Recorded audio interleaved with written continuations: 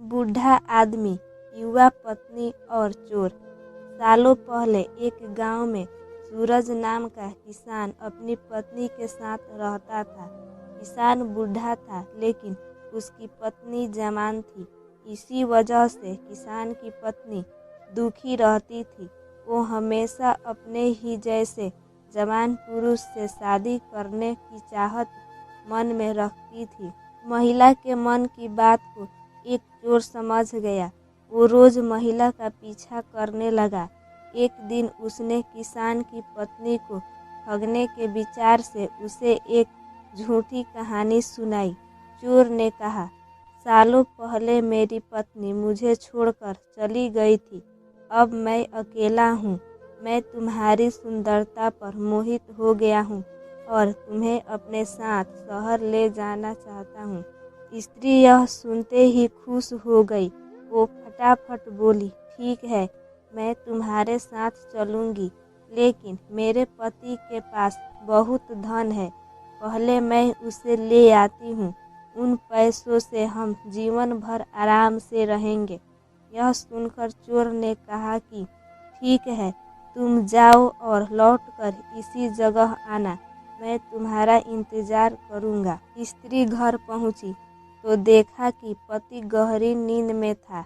महिला ने सारे जेवर और नकदी को पोटली में बांधा और चोर के पास चली गई। किसान की पत्नी को आते देखकर चोर के मन में हुआ, अब मैं बहुत जल्दी धनवान बनने वाला हूँ।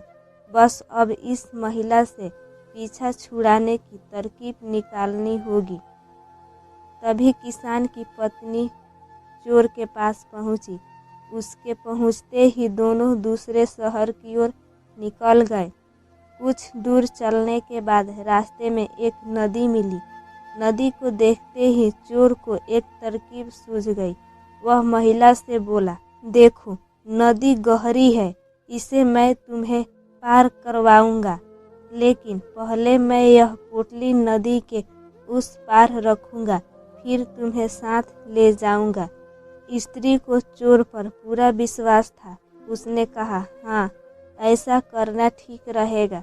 फिर चोर ने कहा, देखो, तुमने भारी जेवर पहने हैं, ये जेवर भी तुम मुझे दे दो ताकि तुम्हें नदी पार करने में कोई बाधा ना हो। यह सुनते ही किसान की पत्नी ने अपने सारे जेवर चोर को दे दिए। पोटली में बंधा धन और महिला के जेवर लेकर चोर नदी के पार चला गया। महिला उसके लौटने का इंतजार करती रही, लेकिन वो फिर कभी लौटकर नहीं आया। अब महिला को बहुत दुख हुआ और उसकी आंखों से आंसू बहने लगे, लेकिन पछतावे के लिए तब तक बहुत देर हो चुकी थी। उसका सारा पैसा और जेवर लेकर चोर जा चुका था। इस कहानी से हमें यह सीख मिलती है कि धोखेबाजी का फल हमेशा बुरा ही होता है।